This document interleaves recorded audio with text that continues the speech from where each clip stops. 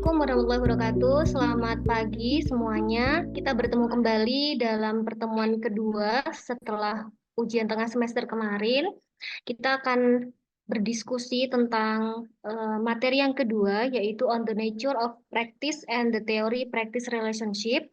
Perkenalkan, saya Solihah Oktavia Alifatur Rofiah, rekan saya Bapak Imam Muslim, dan rekan saya Bapak Christian Suhartadi Widinugraha akan mempresentasikan tentang on the nature of practice and the theory of practice relationship. Jadi di perkuliahan filsafat ilmu manajemen ini referensi kami berasal dari beberapa jurnal yang telah tertera di slideshow ini. Jadi ada dari Bennis, Donaldson, Rochelle, Miner, Minberg, Parker, Prever, dan Reines gitu ya. Jadi kami mengambil referensi dari jurnal-jurnal ini. Baik, kita langsung saja. Ini adalah outline dari materi kali ini. Ada 6 topik sebenarnya yang akan kita bahas di pertemuan kali ini. Jadi ada the source of practical application, scientific and managerial decision, guidelines for the future, the theory practice relationship in the current literature. Setelah itu ada orientation dan kritik. Baik, ini adalah outline-outline-nya. Di sini setelah kemarin kita bicara tentang teori, bahwasanya dalam teori itu sangat penting sekali berperan dalam ilmu pengetahuan, di mana teori berperan sangat sentral. Teori itu menjelaskan gitu ya, dan mempunyai elemen-elemen yaitu ada konstruk, ada variabel, ada proposisi, dan ada hipotesis. Nah, meskipun teori itu memiliki kejelasan internal yang konsisten, praktiknya sebenarnya cenderung berubah-ubah dan tidak memiliki logika internal yang sama dengan teori. Jadi dalam pertemuan kali ini kita akan membahas mengaplikasikan teori itu dengan prakteknya seperti apa sih gitu. Dan di ilmu pengetahuan dengan fokusnya pada teori dan penelitian itu sebenarnya telah mendominasi sisi akademis perilaku organisasi. Dan akhirnya hal ini memberikan legitimasi yang sebelumnya tidak ada. Namun sebenarnya dalam praktik lapangan masih sering dianggap tidak berarti atau tidak memiliki status yang setara dengan ilmu pengetahuan. Jadi meskipun ada sebenarnya penelitian yang relevan secara praktis, seringkali hal ini diabaikan dalam kerumitan tuntutan yang dihadapi oleh manajer. Jadi chapter kali ini sebenarnya diharapkan untuk menunjukkan bahwa seringkali pandangan yang rendah yang dimiliki banyak manajer terhadap ilmu organisasi ini tidak berdasar. Jadi kita akan bandingkan sebenarnya teori dan aplikasinya itu seperti apa. Baik, dalam hal ini sebenarnya terdapat 2 sumber dari aplikasi praktis. Yang pertama adalah tanggapan terhadap masalah praktis. Jadi aplikasi praktis itu bisa muncul sebagai tanggapan terhadap masalah praktis yang timbul atau dikenali. Kemudian seseorang itu akan mengembangkan solusi yang potensial. Nah, yang kedua adalah pendekatan yang berbeda adalah dengan menciptakan teori. Jadi dengan pendekatan yang teoritis. Biasanya hal ini dilakukan oleh para akademis. Kalau yang pertama biasanya dilakukan oleh para manajer, gitu ya. Contohnya apa? Kalau contoh dari sumber aplikasi praktis yang pertama, misalnya di sebuah perusahaan mungkin menghadapi yang namanya tantangan gitu ya dalam motivasi karyawan. Ada karyawan-karyawan yang merasa kurang terlibat atau kurang kurang semangat gitu ya dalam pekerjaan mereka. Nah, sebagai tanggapannya akhirnya manajer dapat mengembangkan yang namanya program insentif atau ada yang namanya insentif baru atau reward baru supaya apa? Supaya karyawan itu bisa termotivasi gitu ya, meningkatkan produktivitas mereka dalam bekerja. Yang kedua adalah pendekatan teoritis.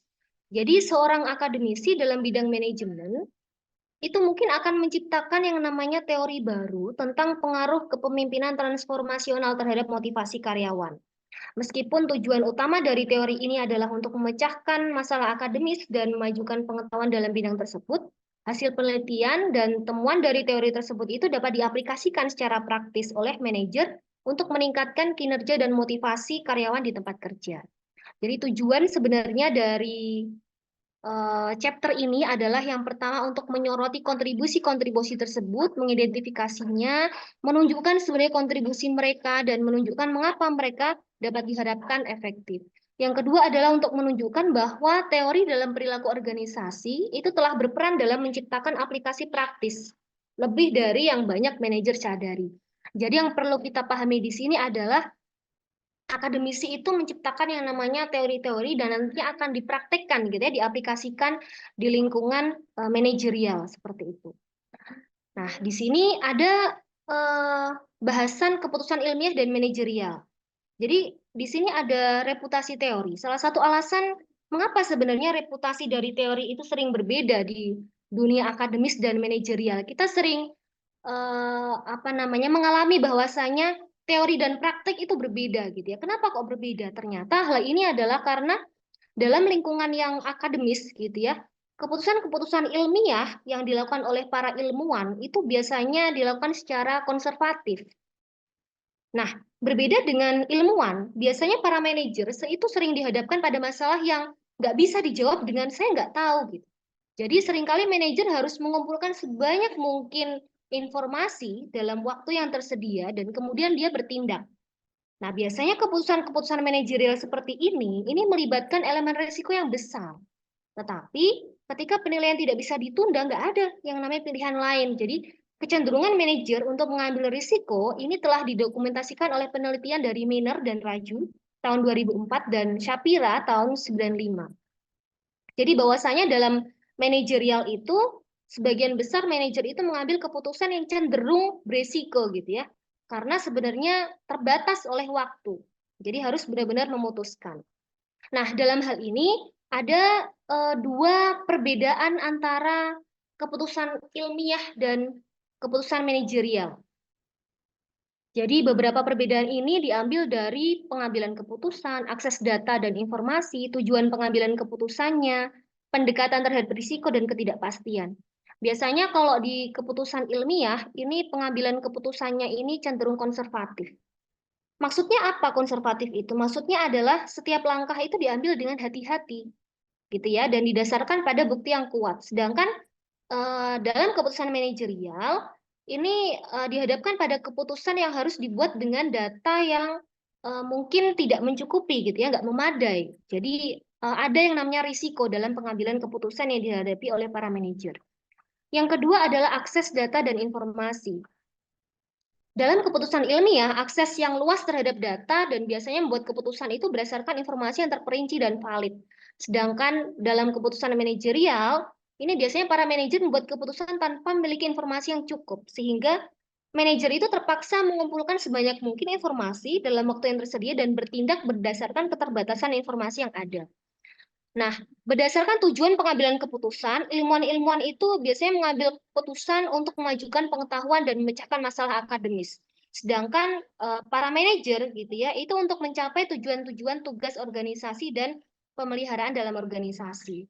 Nah, dalam hal ini pendekatan terhadap risiko dan ketidakpastian dalam keputusan ilmiah itu berusaha untuk menghindari kesalahan dan kekeliruan dalam penelitian mereka.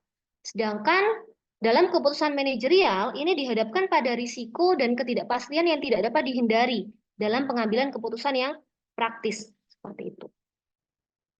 Jadi dalam hal ini terdapat beberapa perbedaan antara keputusan ilmiah gitu ya, dan keputusan manajerial. Sebagai contoh dari keputusan ilmiah adalah analis keuangan gitu yang bertanggung jawab untuk mengevaluasi kinerja saham suatu perusahaan akan menggunakan yang namanya analisis fundamental, teknikal gitu ya, yang telah teruji secara ilmiah untuk membuat rekomendasi investasi kepada kliennya. Nah, keputusan ini didasarkan pada penggunaan model keuangan yang telah diuji. Sedangkan keputusan manajerial contohnya adalah misalkan ada seorang manajer keuangan di sebuah perusahaan. Dia dihadapkan pada dua opsi pembiayaan proyek baru gitu ya. Apakah akan mendapatkan pembiayaan bank, pinjaman bank dengan suku bunga yang lebih rendah tetapi persyaratan pembayarannya ketat, atau manajer tersebut harus menerbitkan obligasi dengan suku bunga yang lebih tinggi tapi dengan fleksibilitas yang lebih daripada yang tadi gitu ya, dengan dalam jangka waktu pembayaran tertentu. Meskipun obligasi mungkin memiliki pilihan gitu ya, pilihan yang lebih cenderung dilakukan oleh para manajer gitu ya. Mungkin memilih untuk menerbitkan obligasi. Supaya apa? Supaya menghindari keterikatan yang ketat terhadap bank. Karena bank pasti juga ada yang namanya denda gitu ya. Atau apa namanya persyaratan-persyaratan yang ketat lainnya. Jadi keputusan yang diambil oleh manajer ini berdasarkan faktor-faktor yang praktis dan keuangan yang relevan dengan situasi perusahaan secara spesifik. Dalam hal ini ada hambatan-hambatan utama yang dihadapi oleh manajer dan peneliti. Dalam hal ini sumbernya dari Duncan tahun 74. Dia meneliti hambatan utama yang mencegah transfer teori manajemen ke praktik berdasarkan penilaian dari manajer dan peneliti. Jadi di ranking gitu ya, sebenarnya apa sih hambatan utama menurut manajer dan apa sebenarnya hambatan utama menurut peneliti. Dalam hal ini untuk ranking 1 dan ranking 2 ini cenderung sama ya.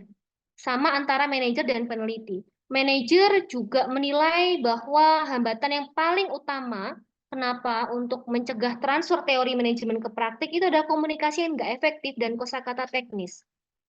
Yang kedua adalah kurangnya pengalaman praktis di antara para peneliti. Jadi peringkat pertama dan kedua ini sama antara sudut pandang manajer dan peneliti. Sedangkan ranking yang ketiga ini berbeda. Yang ketiga menurut manajer itu adalah asumsi peneliti bahwa manajer anti teori. Nah, untuk peneliti tujuan dan nilai yang berbeda di antara kedua kelompok. Ranking keempat sama, gitu ya, kurangnya kepercayaan.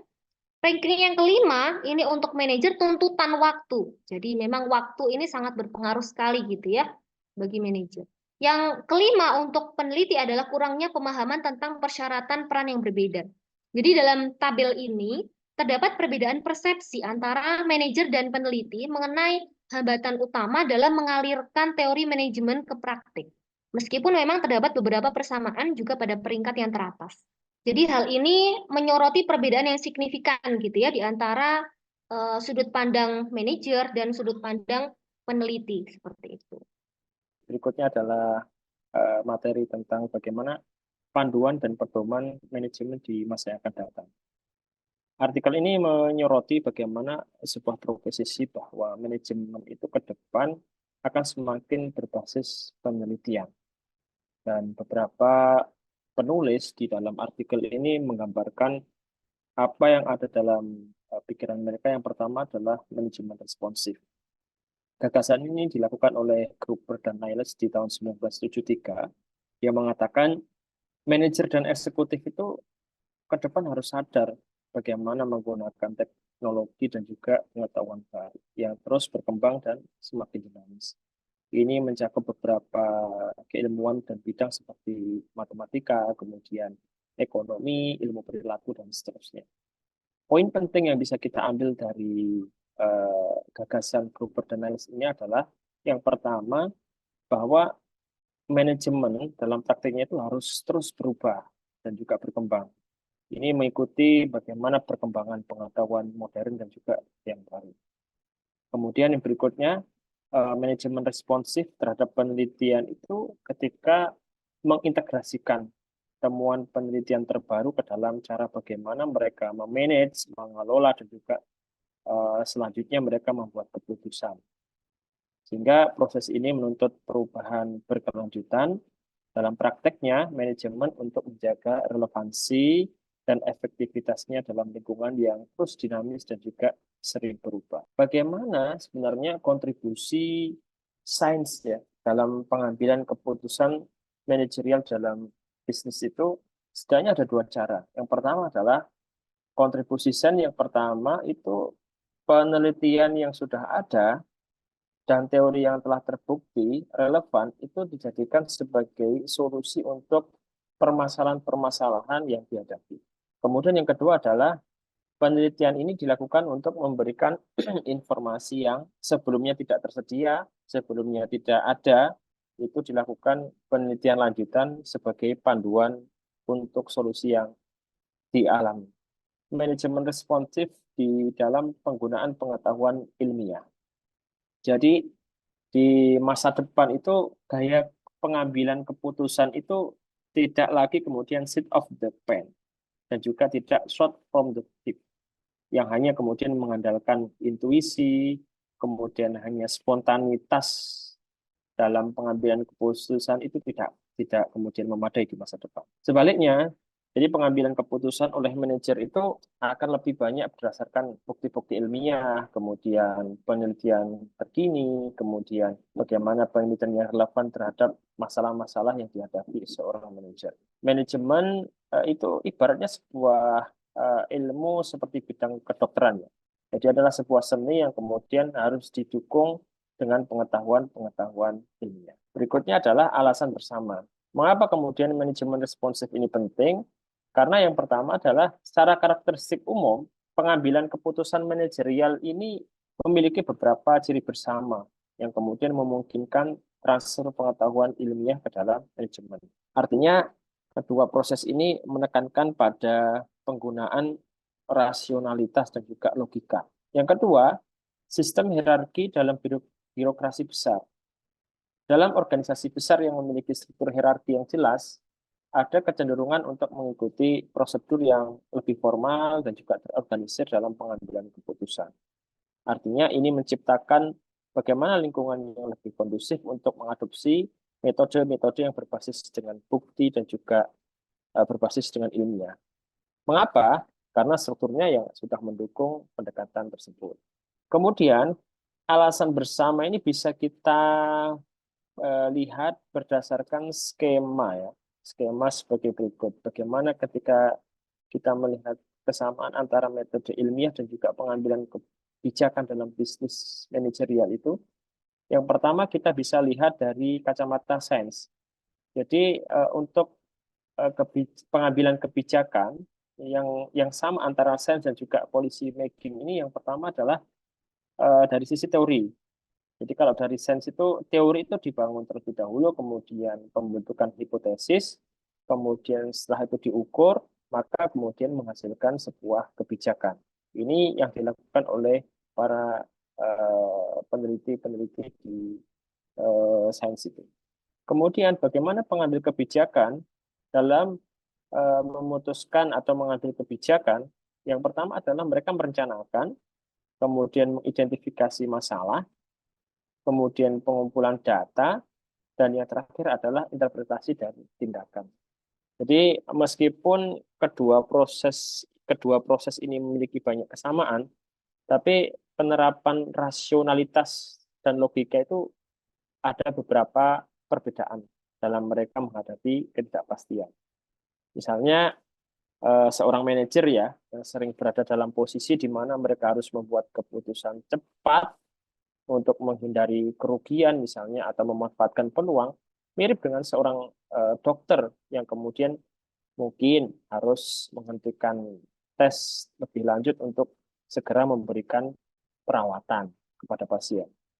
Sehingga dalam ilmu manajemen ini, ternyata penundaan dalam pengambilan keputusan itu dapat memiliki konsekuensi negatif dalam artikel ini. Seperti kehilangan keunggulan kompetitif dan juga mengganggu operasional yang ada. Itu skema kesamaan yang ada dalam metode ilmiah dan juga kebijakan bisnis di manajerial. Berikutnya adalah bagaimana hubungan antara teori dan juga praktek dalam membangun sebuah literatur. Ternyata yang pertama itu adanya kebingungan ya. Jadi menurut Kurt Lewin di tahun 1945 itu dia mengatakan tidak ada yang lebih praktis daripada teori yang baik. Menekankan pentingnya teori dalam mengarahkan dan memperbaiki praktik di dunia nyata termasuk dalam kehidupan organisasi. Jadi ini adalah ide yang kemudian menantang anggapan bahwa ya teori itu hanya bersifat akademis dan tidak relevan dengan situasi praktek sehari-hari. Sehingga ini dibantah oleh Kurt Lewin tadi. Kemudian yang kedua adalah bukti penelitian. Poin pentingnya adalah kesenjangan pengetahuan. Banyak sekali manajer-manajer SDM itu tidak mengetahui atau tidak memiliki pengetahuan yang mendalam tentang penelitian terbaru dan cenderung tidak melihat nilai praktis dari temuan penelitian. Artinya mereka sering mengandalkan media populer saja untuk mendapatkan informasi-informasi, kemudian seringkali tidak akurat atau tidak sesuai dengan tren sementara. Kemudian pandangan Lewin tentang hubungan. Jadi ini adalah gagasan Goodleman tadi ya, di tahun 1945 mengenai bagaimana nilai praktis dari teori yang baik. Poin pentingnya adalah definisi teori yang baik. Lewin mengatakan definisi teori yang baik adalah teori yang telah divalidasi melalui penelitian yang memadai. Artinya teori ini ya baik berguna tidak hanya secara teoritis tapi juga dalam praktek. Dalam prakteknya itu juga berguna.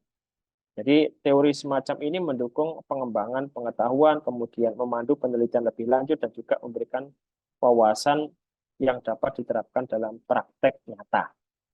Sedikit mengulang dari Pak Imam Muslim bahwa ternyata Minor di sini menangkap bahwa dikotomi antara teori dan praktek ini sudah berlangsung lama dan perdebatan ini bisa dikatakan sebagai never ending story ya. Jadi antara teori and practices relationship ini merupakan never ending story yang artinya apa? Selalu diperdebatkan, pasti menemukan celah, pasti menemukan celah. Dan juga mengapa pada celah seperti itu? Kalau kita membaca dari Lewin tadi, karena selalu berhadapan dengan prasangka. Nah, sedangkan kalau kita lanjut dari materi yang akan dibahas, orientasi dari praktek di bisnis school atau sekolah bisnis itu bagaimana sih? Miner mencatat bahwa perilaku organisasi itu sebagai bagian dari sekolah bisnis memiliki orientasi pada praktik dan kata kuncinya ditekan untuk menghasilkan penelitian yang menghasilkan pengetahuan yang sifatnya applicable atau dapat diaplikasikan. Ada 5 poin utama dalam hal ini yaitu pengalaman praktik langsung namun terbatas, lalu ada motivasi profesional versus motivasi manajerial, ada persiapan untuk praktik dalam program doktoral yang sifatnya terbatas, lalu ada orientasi terhadap praktik yang masih ada dan nilai kegunaan praktis. Jadi terkait dengan hal ini, Miner mencatat seperti ini. Yang pertama adalah terkait dengan istilahnya pengalaman langsung atau praktek. Muncul tekanan yang menghasilkan pengetahuan yang dapat diaplikasikan. Mengapa? Karena perilaku organisasi itu berada dalam sekolah yang sifatnya profesional. Ada tekanan besar untuk menghasilkan penelitian yang menghasilkan pengetahuan yang sifatnya applicable. Maknanya adalah ini untuk mencerminkan orientasi bidang perilaku organisasi terhadap praktik. Sejauh mana teori ini dapat diaplikasikan. Pengalaman praktik langsung yang terbatas pada poin 1. Untuk sebagian besar orang di bidang perilaku organisasi, pengalaman praktik langsung itu hanya dialami oleh konsultan, oleh para konsultan-konsultan. Baik itu khususnya yang paruh waktu maupun yang full timer. Namun hanya sedikit yang pernah menjabat dalam kapasitas manajerial di organisasi bisnis. Dalam artian apa? Ini ilmu manajer dan berapa banyak yang menjadi manajer. Maka bagaimana untuk mempersiapkan calon-calon manajer? Maka kita akan bertemu dengan berbagai macam pendekatan. Nah, ini memang ada pengalaman praktik langsung, namun sifatnya terbatas dalam sekolah bisnis. Berikutnya adalah adanya motivasi profesional versus manajerial. Motivasi kuat dari orang-orang di bidang ini adalah motivasi profesional, bukan manajerial. Ini yang menurut catat ya. Konsultasi kerja itu mampu memuaskan motivasi di bidang hal ini. Seperti halnya pekerjaan bisnis penuh waktu dalam kapasitas profesional, meskipun dalam hal ini misalnya jarang terjadi. Mengapa? Antara profesional dan manajerial. Dikotomi ini muncul lagi kalau kita mengulang dari pendapatnya Kurt Lewin, seperti yang disampaikan oleh Bapak Imam Muslim tadi. Jadi yang paling penting apa? Yang akhirnya keluar adalah dari motivasi profesionalnya. Dalam ranah persiapan untuk praktik program doktoral terbatas, di sini persiapan untuk praktik yang sifatnya terbatas adalah menunjukkan bahwa hanya sebagian kecil program yang berorientasi secara tegas terhadap dunia nyata. Jadi ini memang kembali ke antara menara gading dengan dunia nyata. Ini yang sangat penting sekali. Yang kelima adalah terkait dengan orientasi praktis terhadap praktik yang masih ada. Jadi meskipun beberapa berpendapat bahwa orientasi terhadap praktik di bidang ini sebenarnya tidak ada, jadi ini sama-sama frustasi sebetulnya. Ini bagaimana kita harus merancang, apalagi dalam konsep keilmuan keperilakuan. Jadi perilaku organisasi ini dalam artian adalah bagaimana sih organisasi ini bergerak, bagaimana organisasi ini berperilaku, bagaimana orang-orangnya, bagaimana individunya, bagaimana perilaku individu, bagaimana perilaku kelompok. Nah, frustasi yang dirasakan ini banyak orang membuktikan bahwa orientasi ini terus ada sebagai bagian dari identitas bidang tersebut. Jadi akan dipacu untuk terus ada. Bagaimana kita belajar baik melalui simulasi, kita melalui diskusi, kita melalui FGD, dan seterusnya. Nilai kegunaan praktis di sini, walaupun perilaku organisasi ini dibawa ke sekolah bisnis untuk memberi status akademis, namun kegunaan praktis tetap menjadi nilai kuat sejak awal. Karena bagaimanapun, perilaku organisasi ini merupakan, bisa dikatakan kita menggunakan banyak teori dari ilmu sosial, ilmu antropologi, psikologi pada khususnya, dan ini akan banyak menilai leadership itu bagaimana. Apakah dengan teori yang sama bisa kita terapkan pada perusahaan yang berbeda? Apakah dalam perusahaan yang sama bisa diterapkan model yang sama? Apakah jika di top manajemen apakah sama, di middle ataupun di bottom manajemen apakah juga sama atau mungkin berbeda? Nah, art di sini akan sangat berpengaruh sekali terhadap pemahaman hal seperti ini. Baik, selanjutnya. Nah, selanjutnya kita berbicara mengenai kritik. Nah, ternyata emang kajian yang disampaikan oleh Minor di sini juga menampilkan kritik. Kritik apa sih yang ada? Kami mencatat ada beberapa kritik di sini. Yang pertama dari Ghosal, dari Sumantra Ghosal, yang menulis dalam jurnalnya yang terkait dengan bad management theories are destroying good management practices. Artinya apa? Ghosal 2005 mengkritik teori manajemen strategis dan teori ekonomi yang sering digunakan dalam teori manajemen. Jadi ini memang mengkritik sebagai autokritik ya.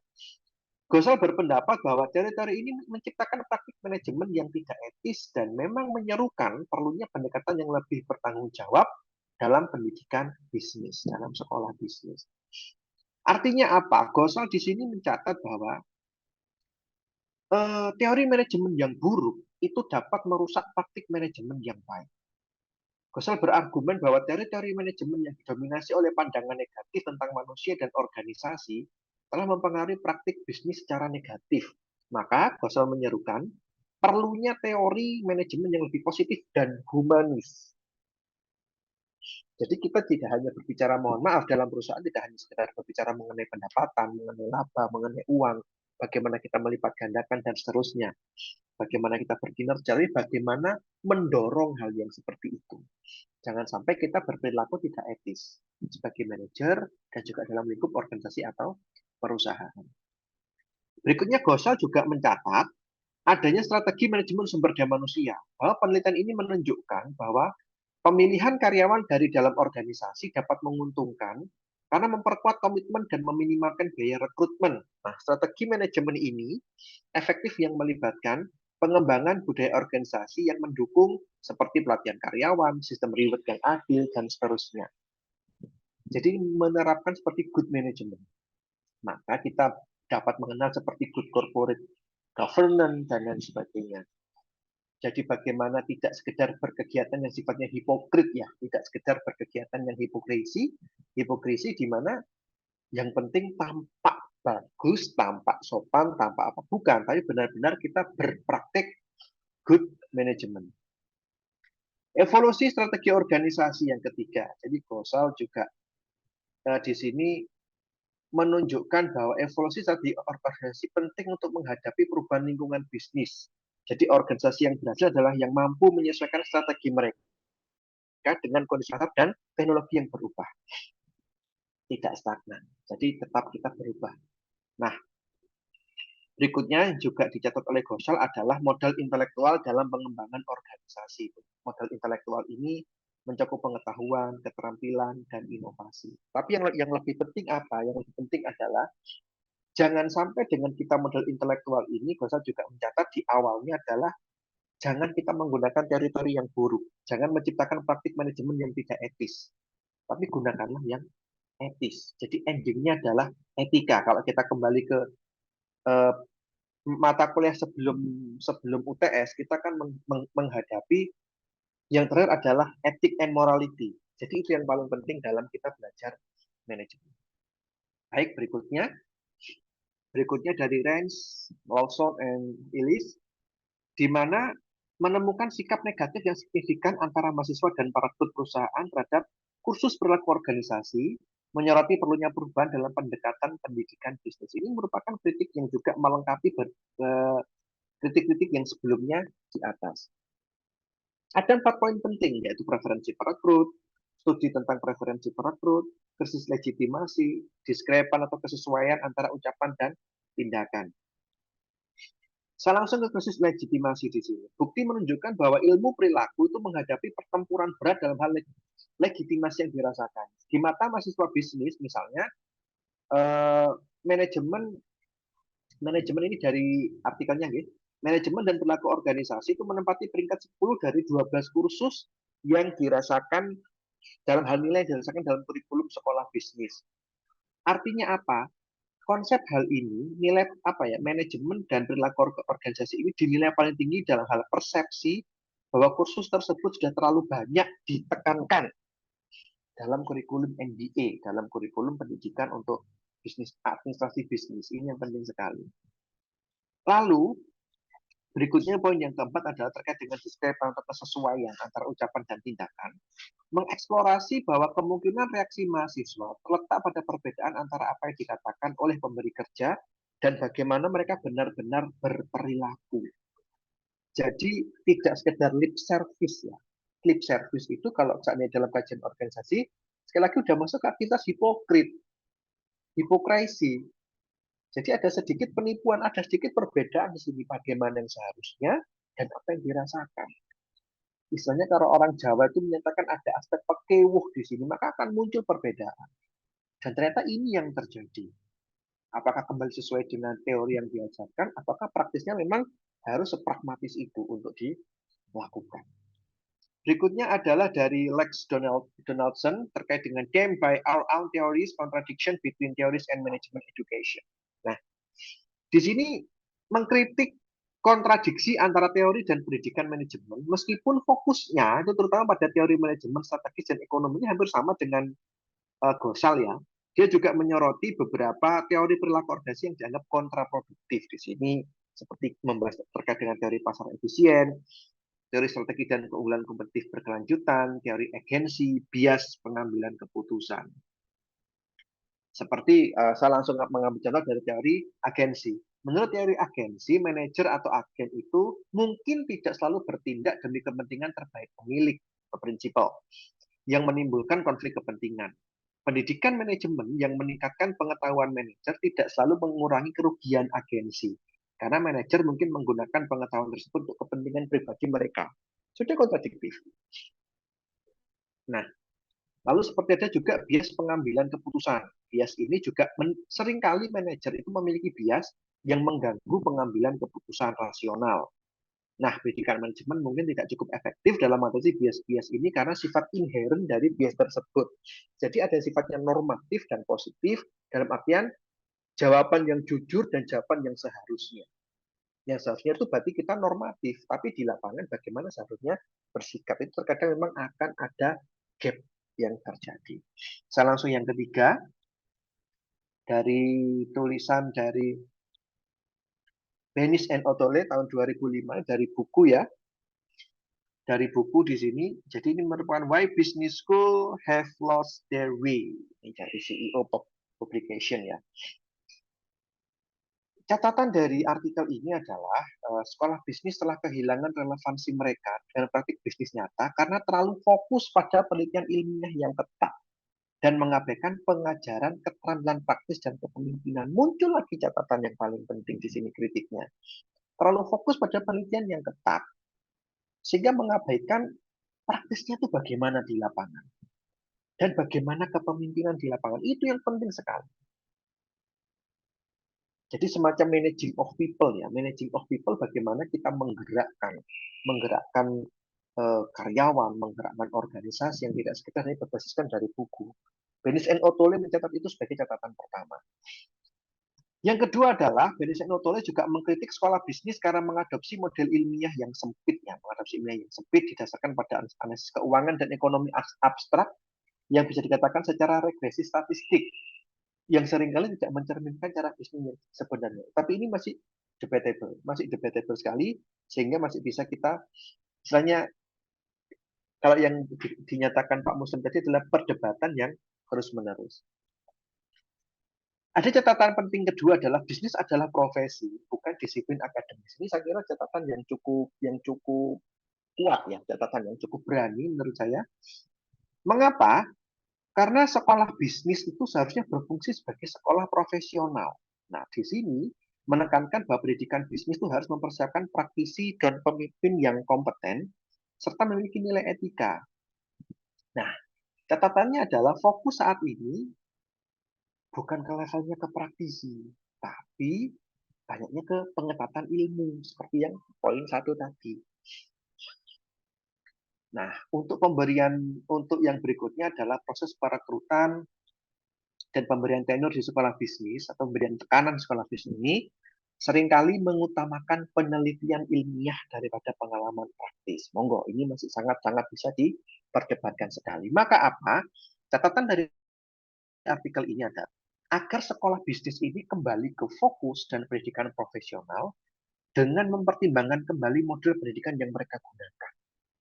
Jadi istilahnya kita di ekonomi, di manajemen ini harus meniru model pendidikan hukum dan kedokteran, di mana penelitian diterapkan dan relevan dengan praktik profesional. Jadi tidak mungkin apa yang dipraktekkan itu tidak akan dilaksanakan. Yang dipraktekkan itu akan dilaksanakan. Itu jaminan yang memang harus kita pastikan. Baik, next. Martin Parker berikutnya dalam Against Management, ini dari bukunya Parker 2002, mengkritik manajemen dan bentuk organisasi hierarkis yang mengandalkan manajer. Dia mengeksplorasi alternatif untuk manajerialisme yang lebih demokratis dan sifatnya inklusif. Jadi di sini ada kata-kata yang menurut kami menarik, yaitu pertama adalah poin kedua, manajemen sebagai masalah. Jadi buku ini memang mengeksplorasi gagasan bahwa manajemen dan manajer tidak selalu diperlukan dalam organisasi yang efektif. Jadi Parker ini menantang asumsi bahwa manajemen adalah prasyarat untuk kemajuan sosial dan pertumbuhan ekonomi. Lalu berikutnya adalah kritik terhadap praktik manajemen kontemporer. Parker mengkritik praktik manajemen yang berfokus pada kontrol dan efisiensi di atas segalanya, sehingga seringkali mengorbankan kesejahteraan karyawan dan nilai sosial lainnya. Kalau kita compare dengan artikel sebelumnya, maka ada aspek humanis yang dilupakan di sini. Jadi hanya mengejar kontrol, hanya mengejar efisiensi, hanya mengejar pendapatan, tapi melupakan humanisme.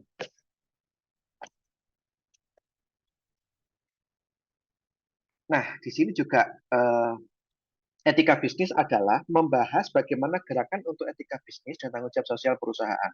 Ini yang penting sekali, namun kata kuncinya adalah jangan sampai CSR yang kita berikan, aktivitas etis yang kita berikan itu jangan sampai sifatnya hanya sekedar hipokrit, kira-kira seperti itu. Baik, berikutnya dari Jeffrey Favor and Fong di sini mengkritik terkait dengan praktik manajemen saat ini dan menyalahkan sekolah bisnis, ini lebih jelas lagi menyalahkan sekolah bisnis atas kurangnya relevansi pendidikan mereka dalam praktik manajemen yang efektif. Jadi kritik ini sangat penting sekali memang. Jadi Favor and Fong itu menyoroti peran teori ekonomi dalam masalah yang dihadapi sekolah bisnis. Bagaimana, jadi kalau lihat dari artikel aslinya itu bagaimana dominasi dan pengaruh provinsi Amerika Serikat, bagaimana identitasnya dan sampai kepada kritik atas terhadap ekspansi dan komersialisasi. Jadi dunia pendidikan pun di akhir ini juga istilahnya ada kritik hal ini. Kenapa? Ekspansi cepat dan komersialisasi pendidikan bisnis, catatan pentingnya adalah telah menyebabkan kekhawatiran tentang penurunan kualitas dan relevansi pendidikan. Ini sangat penting sekali karena artikel ini juga menyoroti pentingnya keseimbangan antara pertumbuhan dan pemeliharaan standar akademis yang tinggi. Tidak sekedar banyak cabangnya, tapi quality control dari sekolah bisnis ini yang harus dijaga. Baik, berikutnya dari Mintzberg terakhir, dari kritik dari Mintzberg di sini, mencatat dari bukunya adalah mengkritik pendekatan ilmiah dalam pendidikan bisnis dan menekankan pentingnya analisis, kuantifikasi, dan sains dalam konten kursus sekolah bisnis. Jadi di sini pertama adalah Mintzberg mencatat adanya pendidikan yang salah. Mintzberg berpendapat bahwa program sekolah bisnis itu melatih orang yang salah dengan cara yang salah dan akhirnya menghasilkan konsekuensi yang salah. Menurut Mintzberg, sekolah bisnis itu terlalu fokus pada analisis teknis dan kurang pada praktis manajemen yang sebenarnya. Ini catatan yang sangat luar biasa dari Mintzberg. Saya kira salah satu ahli manajemen saat ini ya. Berikutnya adalah kritik terhadap pembuatan manajer di kelas. Mintzberg menyatakan bahwa menciptakan pemimpin atau manajer dalam kelas adalah konsep yang keliru. Ia berargumen bahwa kepemimpinan muncul dari konteks dan pengalaman nyata, bukan sekedar simulasi di kelas. Ini merupakan kritik yang luar biasa juga. Poin kedua, jadi kepemimpinan itu muncul dari pengalaman nyata, bukan hanya dari simulasi di kelas. Nah, ini juga penting sekali. Maka apa? Langsung ke poin 5 adalah transformasi sekolah bisnis. Mintzberg juga menguraikan bagaimana sekolah bisnis dapat bertransformasi menjadi sekolah manajemen yang sejati, yang baik. Yang tidak hanya fokus pada keuntungan, tapi juga fokus pada pengembangan praktik manajemen yang efektif dan berkelanjutan. Ini ada beberapa kritik dari yang dicatat oleh Miner dalam bukunya. Baik, berikutnya adalah dari berbagai yang disampaikan Bu Vivi, Pak Imam Muslim, dan saya, apa sih kesimpulan yang bisa kita ambil di sini? Miner mencatat bahwa kesimpulannya adalah teori itu dapat menghasilkan praktik yang efektif, hasil lainnya, atau tidak menghasilkan apa-apa sama sekali. Itu teori. Atau kalau kita merujuk dari ucapan Pak Imam Muslim tadi, merujuk dari Lewin, bahwa terkadang teori yang muncul sekarang itu tidak bisa dipakai sekarang. Menunggu waktu yang tepat. Ada timingnya. Ada timingnya. Kapan kita menggunakan, kapan bagaimana. Kita tidak menggunakannya. Seperti ketika kita berbicara mengenai COVID, kita tidak akan bisa bagaimana bisnis digital, bisnis online. Tapi ketika COVID terjadi dan dunia menghendaki semuanya online, maka konsep-konsep yang terkait dengan digitalisasi online itu akan banyak dipakai di situ. Maka di sini sekali lagi, kita tidak bisa langsung menjudgment suatu teori itu tidak bisa digunakan. Jadi lebih bijak kita menggunakan tunggu saat yang tepat, timing yang tepat untuk dapat digunakan. Nah, catatan berikutnya adalah menggunakan pendekatan FAT. Ini FAT itu sering digunakan dalam fashion ya. Jadi kalau PLC itu ada kurva FAT dalam fashion. Itu dijelaskan sebagai ide-ide yang menjadi populer dengan sangat cepat, tetap populer hanya untuk beberapa tahun dan kemudian mengalami penurunan minat dan perhatian yang tajam. Ini kesimpulan berikutnya. Mungkin teori juga bisa seperti itu. Sedang in atau sedang viral nih teori ini bisa digunakan sekian tahun dalam waktu yang cepat dan akan mengalami masa penurunannya. Teori ini tidak bisa dilaksanakan lagi, tidak bisa diadopsi lagi. Nah, apa sih hubungannya kok Miner sampai juga menulis terkait dengan ada tulisan fashion di sini? Jadi hubungan antara fashion management dan kinerja ekonomi perusahaan seringkali itu lemah atau tidak ada malahan. Meskipun ada indikasi efek positif pada reputasi dan legitimasi. Nah, di sini yang paling penting adalah dari kesimpulan ini, poin-poinnya dianggap bertujuan untuk mendorong peningkatan kinerja organisasi, baik secara material, simbolis, maupun melalui peningkatan citra. Berikutnya adalah didorong oleh keinginan untuk memperbaiki kekurangan operasional yang ada atau memanfaatkan peluang perbaikan di masa depan. Penulis menunjukkan atau Miner di sini menunjukkan bahwa ada keragaman yang cukup besar dalam teknik yang diidentifikasi sebagai FAT atau fashion.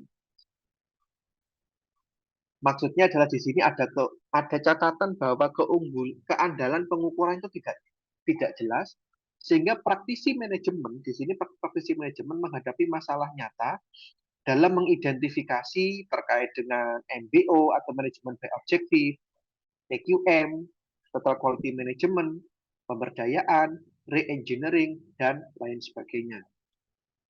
Nah, jadi yang paling penting adalah bagaimana kita sebagai seorang siswa saat ini dan juga sebagai seorang manajer itu harus bijak menempatkan bagaimana suatu teori dan bagaimana suatu praktis. Tidak bisa kita langsung melakukan judgement teori tidak berlaku. Atau mungkin seorang manajer juga seorang pendidik atau pengajar juga berprasangka, itu mereka nggak pakai teori, tidak bisa seperti itu. Jadi kita harus bisa menggabungkan semuanya, mengambil jalan tengah dan secara bijak untuk meneliti bahwa kita bisa menggunakannya dengan cara yang tepat. Sebagai akhir kami mencatat kutipan dari Immanuel Kant bahwa science is organized knowledge and wisdom is organized life. Sekian dari kami, saya atas nama teman-teman, atas nama Ibu Solihah Oktavi, atas nama Bapak Imam Muslim, dan saya sendiri Christian Suhartadi, mengucapkan terima kasih atas perhatian yang Bapak Ibu berikan semuanya. Terima kasih dan selamat pagi semuanya.